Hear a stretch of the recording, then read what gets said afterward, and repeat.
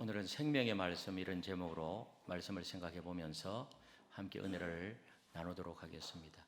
저를 한번 따라하겠습니다. 생명의 말씀, 생명의 말씀. 예배를 인도하면서 성도님들의 얼굴을 보면 때로는 어둡고 또 무거워 보일 때가 있어요. 또 어떤 분은 너무 피곤해 지쳐서 있는 그런 모습도 있습니다. 다행히 마스크를 쓰고 계시는 분은 잘 안 보이는데, 이제는 오랫동안 마스크를 쓰셔서 그 마스크 위로만 봐도 얼굴 표정을 다 알 수가 있어요. 다 압니다. 웃을 때 우리 얼굴에 변화가 일어납니다. 우리가 너무 기뻐서 웃는 것이 제일 좋지만은 억지로라도 웃게 되면 기쁨이 생기는 줄로 믿습니다. 얼굴에 우리의 말의 의미는 이 얼이란 말은 정신, 마음, 생각이란 뜻이에요. 정신, 마음, 생각. 그리고 굴은요, 모양이란 뜻이에요. 모양, 통로 이런 의미를 가지고 있어요. 그래서 멍한 사람을 보면 뭐라 그러죠? 얼빠진 놈이라 그러잖아요.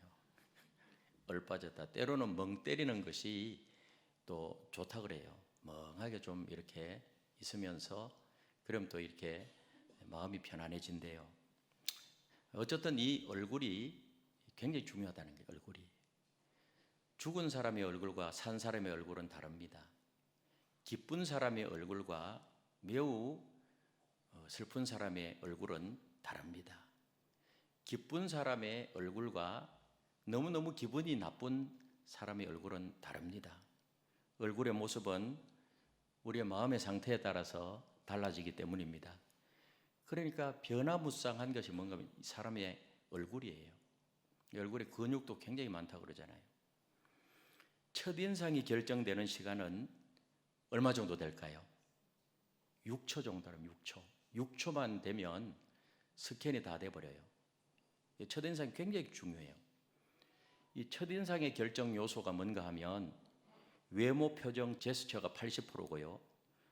목소리 톤, 말하는 방법이 13%고 인격이 7%예요. 나중에 하면 인격을 통하여서 그 사람의 진가가 드러나지만은 첫인상은 6초 만에 결정되는데 무엇을 통해서 결정된다고요? 표정을 통해서 이 첫인상이 결정이 된답니다. 표정이 그 사람의 인생을 결정한다, 이런 말이 있어요.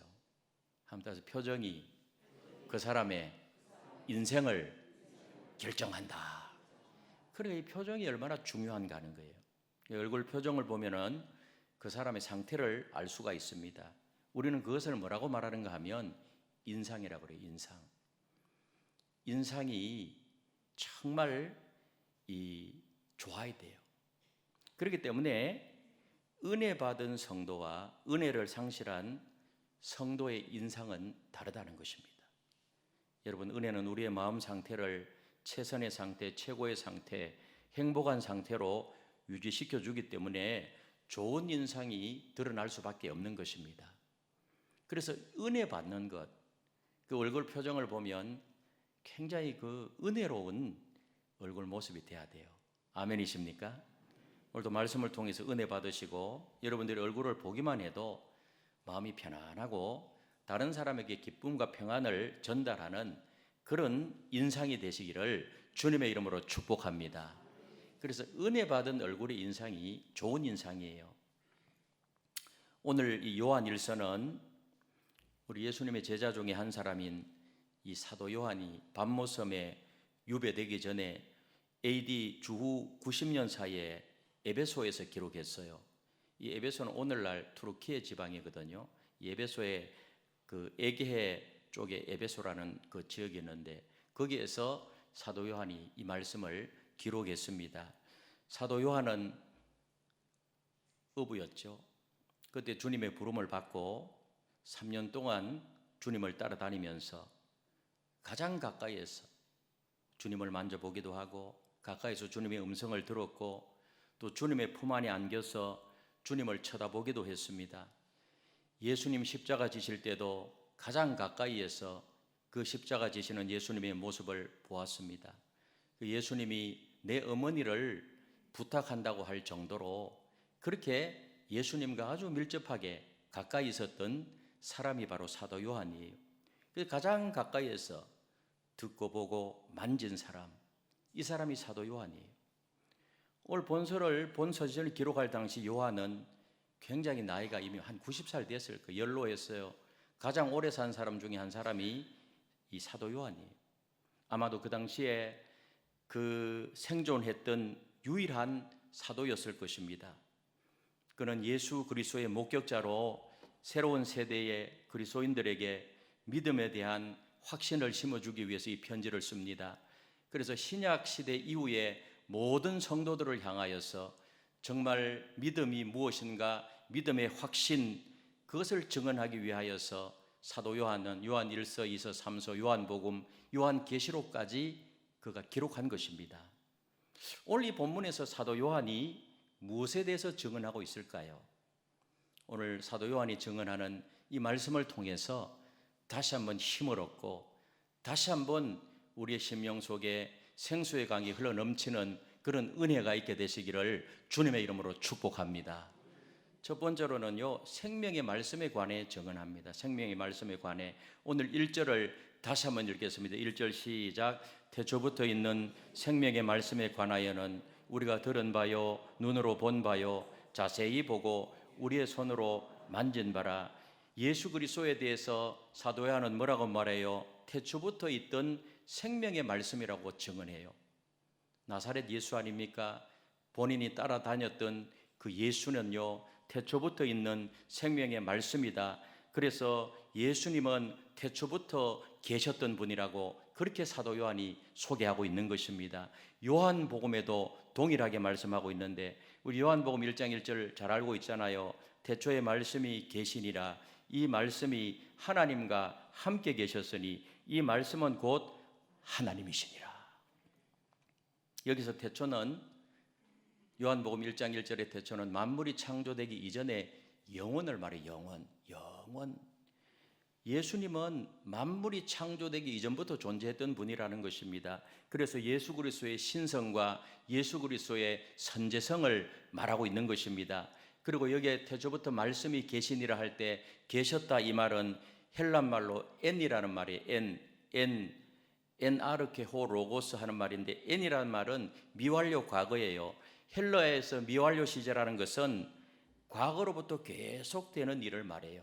계속 과거로부터 계속 오늘까지 영원 전부터 영원까지 계속. 그래서 로고스인 예수님은 태초에 어느 한 시점에서 창조된 분이 아니라 계속해서 존재해 오고 계신 분이라고 사도 요한은 그렇게 지금 소개하고 있는 것입니다. 그 당시에는 영지주의 이단이 있었거든요. 예수님이 육체로 이 땅에 오신 것을 부인하는 그 이단 사상 영지주의가 막 교회 안으로 들어왔어요. 그리고 삼위일체도 부인하고 그런 시대에 정확하게 사도 요한이 예수님에 대해서 지금 말씀하고 있는 것입니다. 엔 오셨다, 계셨다. 이 말은 예수님은 과거에도 계셨고 그리고 현재에도 계시고 미래에도 계시고 영원히 계시는 분이 바로 예수님, 영원히 존재하는 하나님이 바로 나사렛 예수라는 것입니다.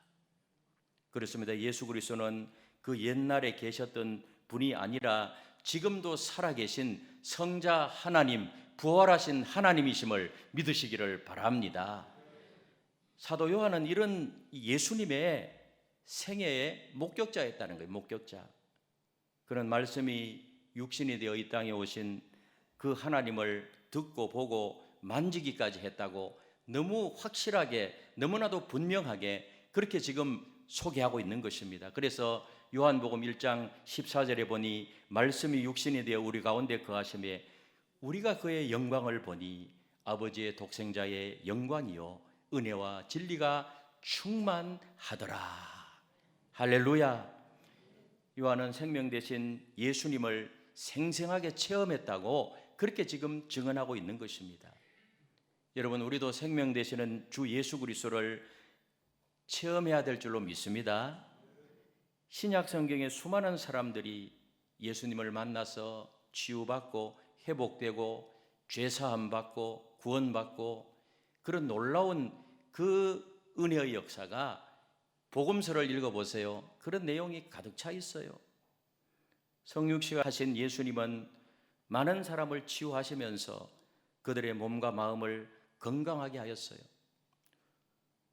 앞이 안 보이던 사람, 눈 멀었던 사람, 귀가 들리지 않았던 사람, 몸이 불편했던 사람, 피부병에 걸렸던 사람, 귀신 들려서 고통당하는 사람, 다양한 질병과 문제를 가진 수많은 사람들을 예수님이 고치셨어요.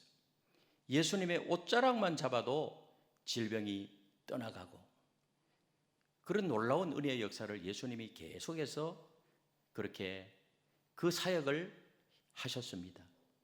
그리고 예수님의 치유는 단순히 몸만 치유한 것이 아니라 마음과 그 영혼까지도 치유하는 것이었습니다.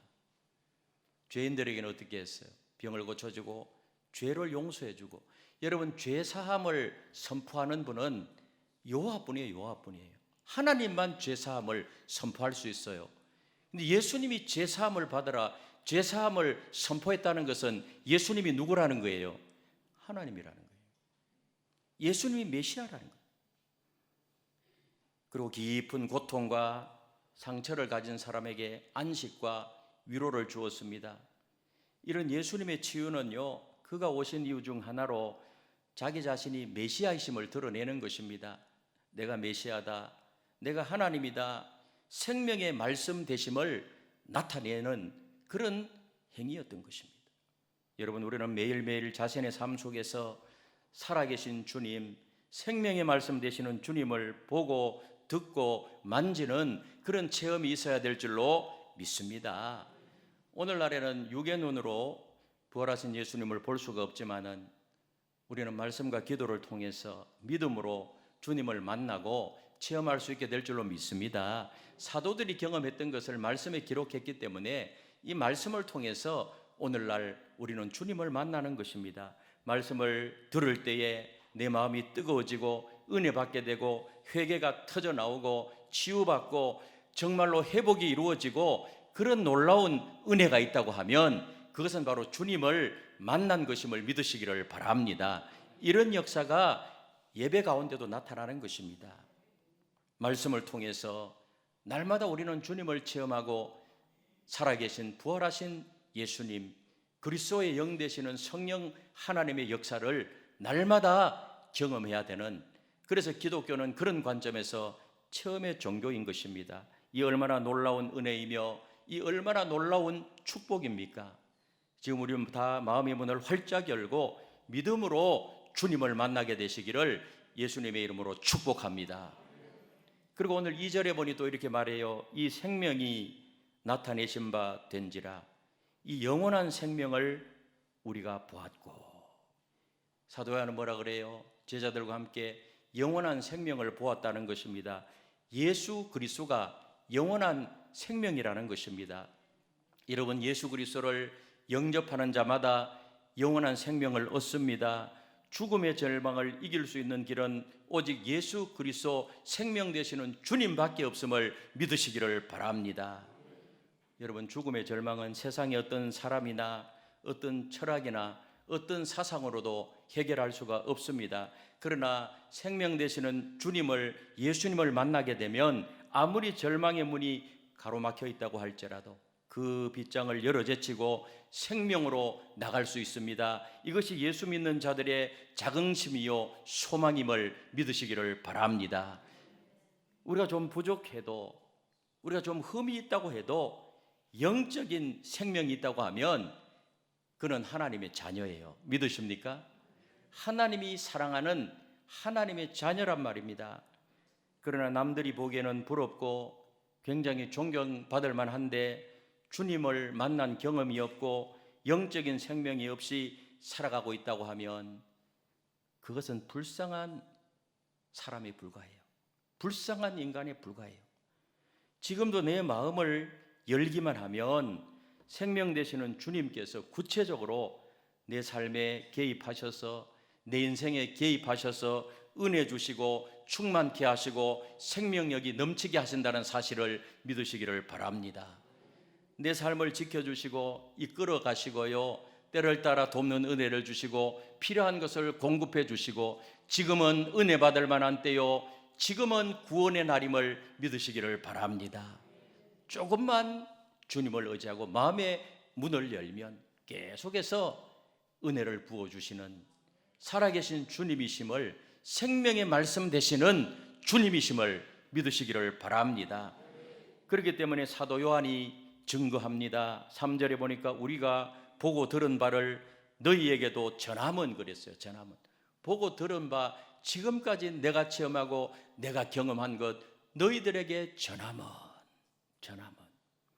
사도 요한은 예수 믿는 즐거움과 인생의 가치와 의미를 깊이 깨달았기 때문에 이 생명을 아직도 누리지 못하는 자들에게 강력하게 전해주고자 하는 마음이 있었다는 것입니다. 예수 믿음이 얼마나 큰 축복이고, 예수 믿음이 얼마나 큰 소망이고, 예수 믿음이 얼마나 큰 기쁨이고, 예수 믿음이 얼마나 큰 행복인가 하는 것을 너희에게 나는 전해주기를 원하노라. 이 사도 요한의 이야기예요. 이런 관점에서 우리도 믿지 않는 사람들에게 이 영원한 생명을 전함으로 주님의 생명을 알지도 못하고 누리지도 못하는 사람에게 인생의 진정한 의미와 가치를 안겨주는 그런 은혜를 누리게 되시기를 다시 한번 주님의 이름으로 축복합니다.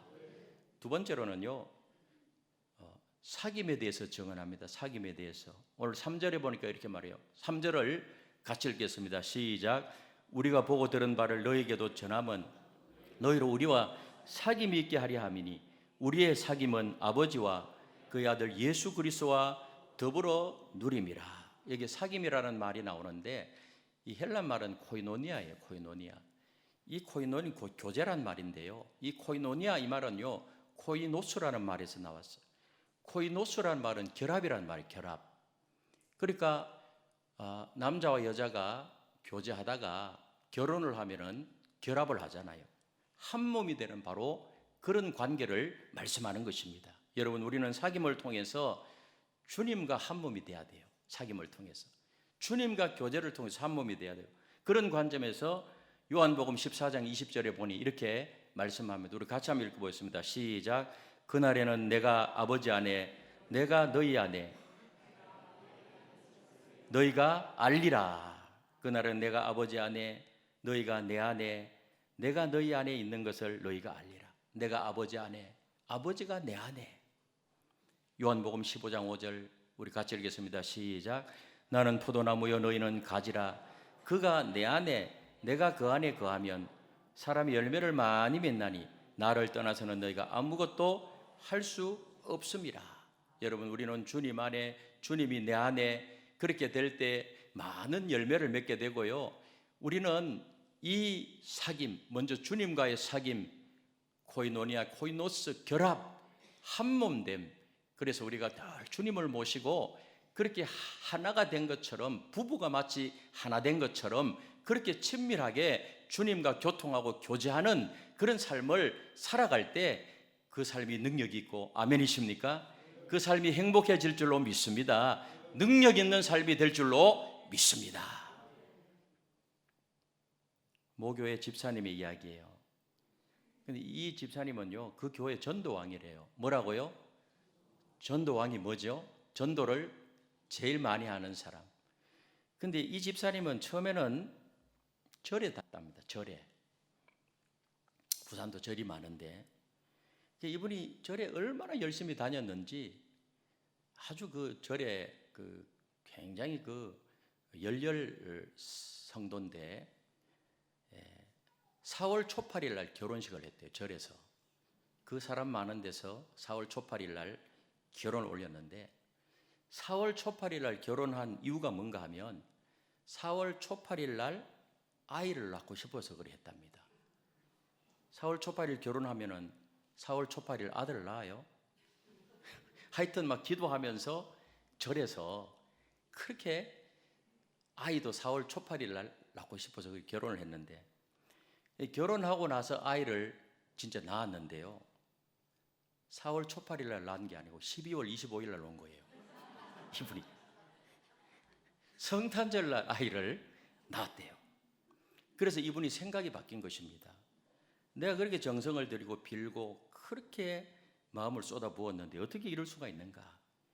여기에 또 다른 어떤 그 신의 섭리가 있지 않은가? 그래서 내가 한번 교회 나가봐야겠다. 12월 25일은요, 절에 다니는 사람도 성탄절인 줄 다 알아요. 그래서 내가 교회 한번 나가봐야 되겠다. 처음 교회 나간 것은 예수 믿기 위해서 간 것이 아니고 교회 안에 신앙의 내용이 무엇인지 공부해보고 싶어가지고 교회를 나가게 되었어요. 근데 교회 나오면은 역사가 일어나잖아요. 그 예배드리고 하나님의 말씀을 목사님을 통해서 듣는 가운데 이분이 은혜를 받아본 거예요. 은혜를. 그래서 예수님을 영접하게 되었다는 사실을 믿으시기를 바랍니다. 예수님 영접하고 계속해서 주일마다 하나님의 말씀을 듣는데 목사님이 전하는 그 말씀이 어찌 자기에게 하는 소리인지 계속해서 은혜를 받은 거예요. 그래서 때로는 눈물도 나고 하나님이 자신을 얼마나 사랑하는지 그게 막 느껴지더라는 거예요. 그래서 예수 믿음이 너무 좋고 기쁨이 넘치고 생명력이 넘치고 너무 절에 다니는 거하고는 게임이 안 되는 거예요. 그래서 너무 좋아가지고 이 은혜와 축복을 나 혼자만 누려서는 안 되겠다. 그렇게 해서 이분이 다른 사람에게 전하기 시작한 거예요. 근데 이분이 순수하게 교회 나와서 체험했잖아요. 체험. 예? 4월 초팔일 날 애 놓은 것이 아니고 성탄절 날 애를 낳으면서 또 은혜 받은 것 이런 거 막 가지고 순수한 마음에 열정까지 있으니까요. 그 진정성이 느껴져서 사람들한테 복음을 전하고 전도하니까요. 그리고 교회 오세요. 하나님 교회 오세요 하니까 진짜 오더라는 거예요. 그렇게 해가지고 전도하는데요. 제일 많이 전도하는. 여러분들도 전도왕들이 다 되시기를 주님의 이름으로 축복합니다. 전도 특공대 모여서 구호 외칠 때, 예?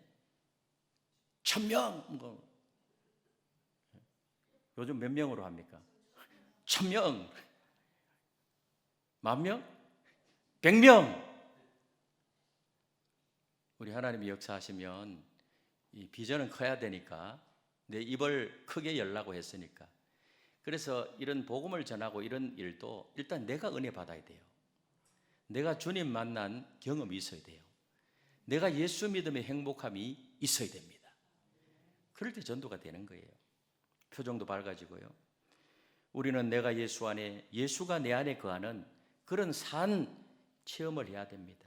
그래서 예수 사랑, 예수 능력, 예수 은총이 내 안에 역사하는 살아있는 충만한 믿음 생활이 되어야 그리스도의 향기를 바라는 그런 삶을 살 수 있게 될 줄로 믿습니다. 우리가 그러자면 날마다 말씀과 기도로 주님과 교제하는 삶을 살아야 돼요. 내 혼자 어떤 사건이 있을 때 염려하지 마시고 주님 앞에 내 모든 문제를 내어놓고 맡기고 기도해야 됩니다. 그리고 주님의 말씀대로 순종해야 됩니다. 우리가 찬송을 부를 때도 어때요? 힘차게 찬송을 불러야 돼요. 내 무거운 모든 짐들을 주님께 다 내어 맡기고 순종하는 삶을 살아야 됩니다. 그리고 하나님의 말씀을 늘 가까이 하고요. 그럴 때 주님이 나를 얼마나 사랑하는지를 깨닫게 되고 나도 주님을 사랑하게 됩니다. 그리고 뭐예요? 많은 열매를 맺게 되는 것입니다. 나는 포도나무요 너희는 가지라. 그가 내 안에 내가 그 안에 가면 사람이 열매를 많이 맺나니 나를 떠나서는 너희가 아무것도 할 수 없음이라. 이런 역사가 일어나게 될 줄로 믿습니다. 여러분, 우리는 주님 생명이라는 그런 공통 분모가 있기 때문에 우리가 믿음 안에서 한 형제 자매로 고백할 수가 있고요. 주님 생명이라는 그런 공통 분모가 있기 때문에 주님 안에서 아름다운 교제를 나눌 수 있게 되는 것입니다. 교회 안에서 셀 공동체에서 교회 공동체 안에서 나누는 교제는요 생명의 교제예요. 여러분 계모임이나 동창회 모임이나 밖에서 모이는 모임하고는 전혀 달라요. 여기는 생명의 교제, 생명의 교제. 왜? 주님이 함께 하시기 때문에. 그래서 여러분 셀 공동체에서 아름다운 성도의 교제를 통해서 날마다 주님의 생명을 함께 누리게 되시기를 주님의 이름으로 축복합니다. 그리고 마지막으로 오늘 사도 요한은 기쁨에 대해서 증언해요. 기쁨에 대해서. 오늘 4절입니다. 4절에 보니까 이렇게 말씀합니다. 4절을 같이 읽겠습니다. 시작. 우리가 이것을 쓰면 우리의 기쁨이 충만하게 하려 함이라. 생명이 있기 때문에 교제가 가능하고요, 교제가 있어야 기쁨 충만의 열매를 맺게 된다는 것입니다. 우리 주님과 생명의 교제를 나눌 때 우리의 심령 속에, 우리의 마음 속에, 내 심령 속에 기쁨이 넘쳐 흐르게 될 줄로 믿습니다. 요한복음 15장 11절에 이런 말씀이 있어요. 우리 같이 한번 읽겠습니다. 시작.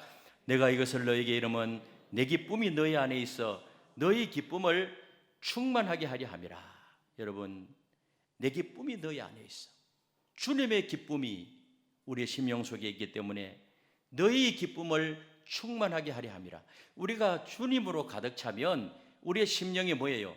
기쁨이 넘치게 된다. 기쁨이. 그래서 요한복음 16장 24절에 보니 이렇게 말씀합니다. 우리 같이 읽도록 하겠습니다. 시작. 지금까지는 너희가 내 이름으로 아무것도 구하지 아니하였으나 구하라 그리하면 받으리니 너희 기쁨이 충만하리라. 아멘. 주님은 기도하는 자에게 응답과 더불어 기쁨이 충만하게 될 것이라고 그렇게 약속을 해요. 기쁨. 이 기쁨은 환경에 의해서 오는 것이 아닙니다. 주님과 교제하기 때문에 오는 기쁨이라는 거예요. 이 기쁨은 세상에 주는 기쁨하고는 비교가 안 돼요. 이 기쁨은 경험해 보아야 알 수 있는 기쁨이에요. 내가 직접 경험해 봐야 돼. 그래서 예수 믿으면 뭐예요? 사람들이 뭐라고 말하죠? 오랫동안 신앙생활하는 사람, 예수 믿으면 평안이 있고, 예수 믿으면 기쁨이 있고, 예수 믿으면 그 기쁨으로 인하여서 근심, 걱정, 염려, 불안도 물러가더라. 아멘. 그래서 확실히 주님과 교제하면 샘솟는 그런 기쁨이 있다는 거예요. 우리의 기쁨을 앗아가는 것들이 있습니다. 바쁘다는 핑계 때문에, 불신앙과 불순종 때문에 기쁨을 상실하고 허탈한 삶을 살게 되는 것입니다. 교회는 다니는데요, 기쁨이 없는 사람이 있어요. 내가 최초 이야기할 때 마음에 보면은 근심으로 가득 찬 모습, 피곤으로 가득 찬 모습, 온갖 걱정, 근심, 수심이 가득한 얼굴. 이거는 주님과의 사귐의 문제가 있기 때문에, 주님과의 이 코이노니아의 문제가 있기 때문에 그래요. 다윗은 시편 16편 11절에 보니 이렇게 말씀합니다. 우리 같이 읽겠습니다. 시작. 주께서 생명의 길을 내게 보이시리니 주의 앞에는 충만한 기쁨이 있고 주의 오른쪽에는 영원한 즐거움이 있나이다. 아멘. 다윗이 본인이 경험했잖아요. 하나님과 늘 교제하고 동행하니까요. 얼마나 다윗의 삶의 환경은 고단하고 힘들었어요. 그런 상황 속에서도 주의 앞에는 충만한 기쁨이 있고 주의 오른쪽에는 영원한 즐거움이 있나니. 아멘. 이게 바로 예수 믿는 사람의 외적 표지예요. 외적 표지.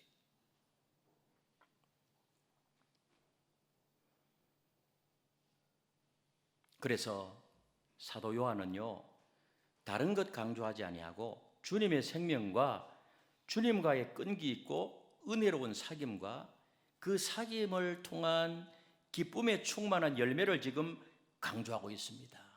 왜? 자기가 그 기쁨을 경험했기 때문에. 여러분들은 예수 믿는 것이 행복하십니까? 교회 나와서 봉사하는 것이 기쁘십니까? 아멘? 아침에 막 이 일부 찬양대 하려고 하면 일찍 일어나야 되잖아요. 일찍 오셔서 막 연습하고 또 앞에 찬양하고 이런 것이 기쁘십니까? 아니면 억지로 하십니까? 1번 억지로 한다. 4번 기쁨으로 한다. 그래서 우리가 주의 앞에 나와서 봉사할 때는요, 기쁨으로 하셔야 돼. 이왕 감당할 거. 억지로라도 예수의 십자가를 지고 가면 그것도 은혜지만 이왕 지고 가는 거 기쁨으로 지고 가면 얼마나 좋겠어요. 누가 주시는 기쁨? 하나님이 주시는 기쁨. 아멘. 얼마 전에 어떤 목사님이 저보고 그러더라고요. 목사님 목회가 행복하십니까? 이러더라고. 그래서 그 목사님 물어보는 목사님은 목사님인데도 얼굴에 별로 기쁨이 없어요. 아, 그럼 행복하지. 주의 일을 하는데. 예? 환경 보고 상황 보면은 기쁨을 잃어버릴 수도 있지만은 하나님 바라보고 주님 붙잡으면 기쁨이 있지. 그래서 기도가 필요해요. 깊은 기도, 하나님과의 관계.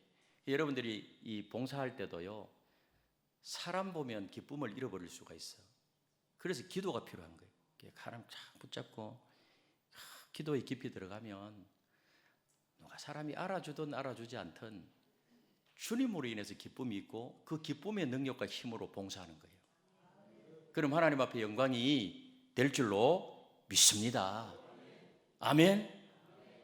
사랑하는 성도 여러분들이요, 사도 요한이 생명 되시는 예수 그리스도를 듣고 보고 만짐으로 기쁨이 충만한 것을 체험했던 것처럼 우리도 매일매일 주님과 교제함으로 충만한 기쁨을 누림으로 여러분 얼굴을 보기만 해도 은혜가 넘치는 모습, 은혜로운 인상, 펴진 인상, 정말 아름다운 첫인상, 이런 모습이 되시기를 바랍니다.